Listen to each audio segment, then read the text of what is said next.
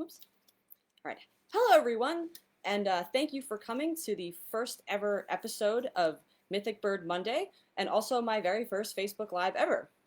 Um, yeah, I've always been a little nervous about hitting that button since um, I'm a little technologically unsavvy for someone of my generation, and by the subtitle of this series, I think, and very much in keeping with the theme of old myths and legends, the subtitle would be the Facebook Live on the internet with the most ridiculous technology ever, and in keeping with being old-fashioned and celebrating ancient myths, I'm going to be using very cool technology such as pieces of paper and a tower of pillows to hold my woodpecker. And hopefully in the future, as I get better at this, it will get a little bit more technologically savvy, but I figured it's just better to just finally do it and hit that button, and it can only get better from here. So I really wanted to create this series on mythic birds to really show people just how cool this this completely unique part of birding and the natural world can be as a big birder and artist of birds and a naturalist. Me and a lot of my friends, we spend a lot of time celebrating the things that we see right in front of us now.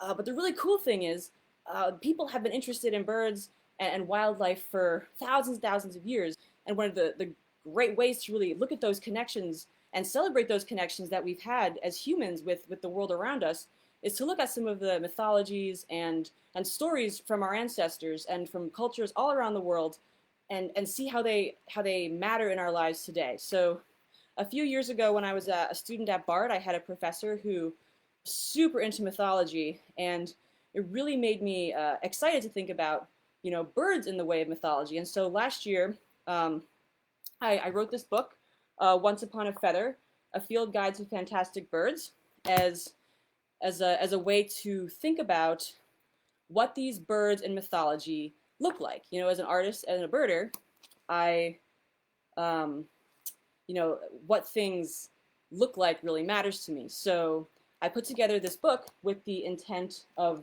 trying to figure out from, in an anatomically accurate way, what these fantastic creatures might have looked like if they were real. And a lot of these birds, it turns out, do have deep roots in actual living creatures. And I thought trying to find those connections and figure out what real living birds inspired these mythic birds would be a really cool way to get people to think about what really cool birds exist around us today.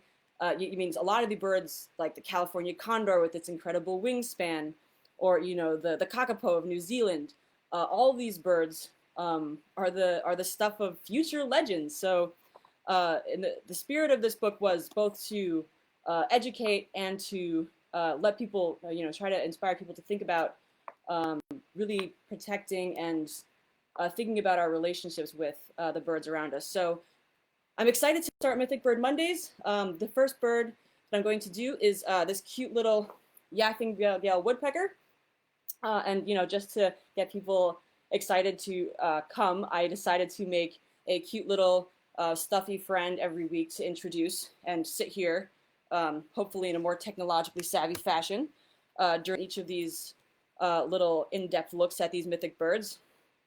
And in my book, each page has a lot of the most basic. It's like a field guide, so you have field maps, basic information, but there's so much about each bird that you can't cover it all in one book. Not if I want the book to be like a zillion pages. So the point of these Mythic Bird Mondays is going to be to get a little bit more in depth about each bird and share some of the things that I couldn't necessarily share in a 100-page book.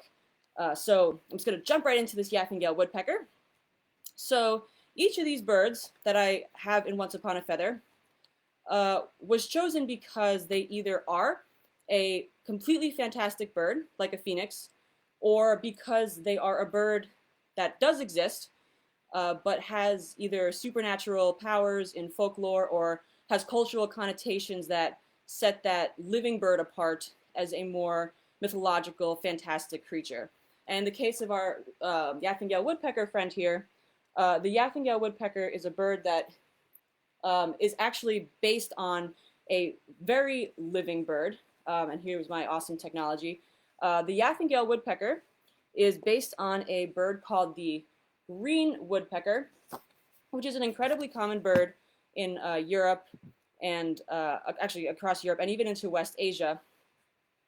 Here is the juvenile version for all you birders out there. As you can see, it looks a lot in terms of its adult versus juvenile differences like a lot of the woodpeckers in North America. It's got this great green tinge and a really distinct red head and a mustache, kind of like our northern flicker. And from this basis, I decided to create the Yaffingale woodpecker so that it would look a lot like the green woodpecker that it was based upon. And so as I was researching this bird, I discovered that in European mythology, there is a woodpecker that has attributed to it the archetype of a thunderbird. Now, in mythology, in bird mythology, I discovered that there are two archetypes, groups of or characteristics of a mythic bird that appear most often, with the two archetypes most common being that of either a phoenix with resurrection themes, fire themes, and thunderbirds. Thunderbirds, with the ability to bring large weather events, specifically thunderstorms. And many, many cultures, interestingly, have either a phoenix or a thunderbird or both across the globe, which is fascinating and a completely different topic. But in this case, the one of the European thunderbirds that I found was a woodpecker, and upon further investigation, the green woodpecker was the bird in European mythology that a lot of the traditional thunder, rain, abilities was attributed to. And the Yaffingale woodpecker gets its name from the sound it makes. So the green woodpecker is, it's a common bird in Europe and West Asia. It's actually very secretive and shy, which is kind of a shame because it looks really awesome. It does come to feeders, but it's a lot like our pileated woodpeckers. You have to have the right situation to see it. So the green woodpecker is most often found or discovered when you're out birding by its call, which was given this great name, the yaffle. So I'm going to see if I can play this in my computer and you can hear it in the background.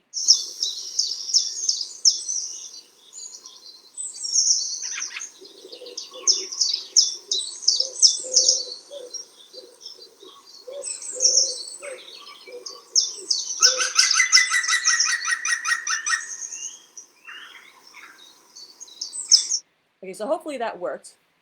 So that is the very distinct yaffle of the green woodpecker that gives both this fantastic bird, the Yaffingale woodpecker, its name, as well as the green woodpecker's array of nicknames across Europe in their folklore.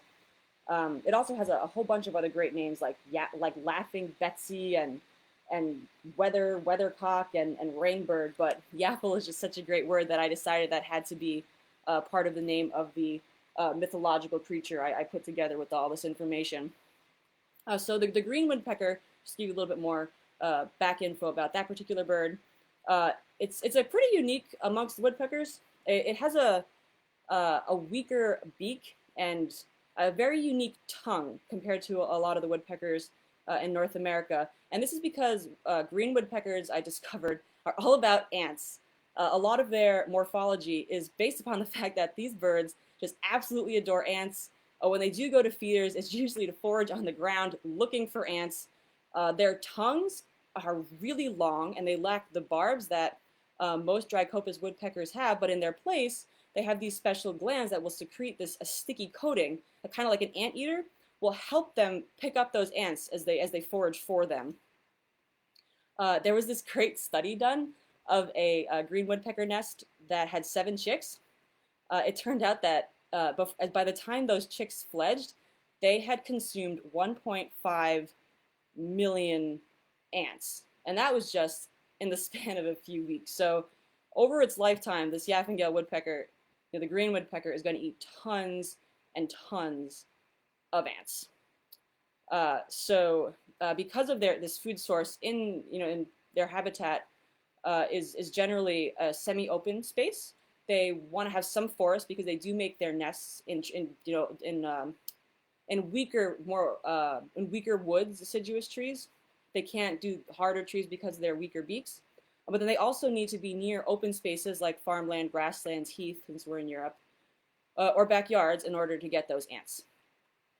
So the green woodpecker, they're very common species, not a lot of concern, all over the place looking for those ants. So when I was creating the Yaffingale woodpecker, I decided that its color was so beautiful and so fantastic.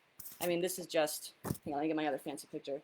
Like, this was such a fantastically designed bird that all I really wanted to do to sort of evolve it into a mythological bird was to um, just give it a little bit of extra pizzazz, just make its its crest look a little more electrified, and then I just added some lightning bolts and other lightning indicators across its wings to really just hammer home the fact that this bird, hammer home, that this bird is a thunderbird.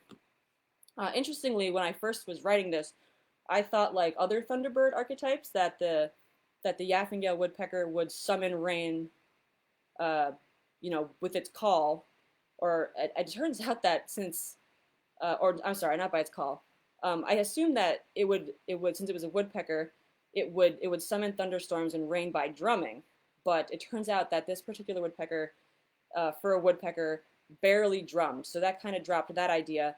And so as I researched further, everything kind of came together, and it turned out that this particular woodpecker, according to mythology, would bring rain by its laugh. So this particular thunderbird, it's not necessarily its wings, it's not necessarily its drumming that brings the rain. It's laugh. So what a great laugh that this bird has.